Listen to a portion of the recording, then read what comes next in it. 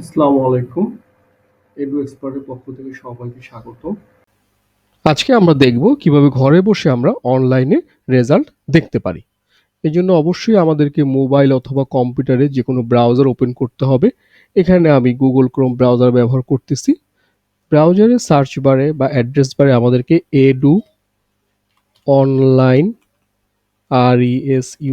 result.com eduonlineresult.com লিখে enter করতে হবে। এই ধরনের ওয়েব পেজ আসবে। এখানে আমাদের স্টুডেন্ট আইডি দিতে হবে। প্রত্যেক স্টুডেন্ট আইডি থাকবে। আমি এখানে ডেমো একটা আইডি ব্যবহার করতেছি। আইডি দিয়ে চেক রেজাল্টে ক্লিক করতে হবে।